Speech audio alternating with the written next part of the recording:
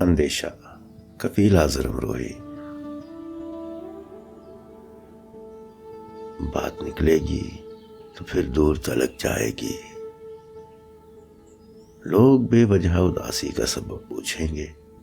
یہ بھی پوچھیں گے کہ تم اتنی پریشان کیوں ہو, جگمگاتے ہوئے لمحوں سے گریزاں کیوں ہو.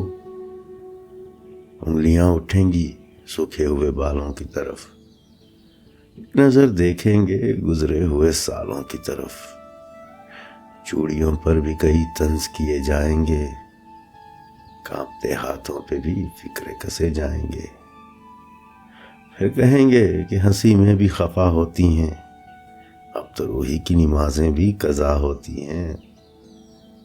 لوگ ظالم ہیں, ہر ایک بات کا تانا دیں گے, باتوں باتوں میں میرا ذکر بھی لے آئیں گے.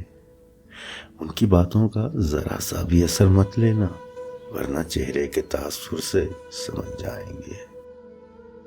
چاہے کچھ بھی ہو, سوالات نہ کرنا ان سے, میرے بارے میں کوئی بات نہ کرنا ان سے.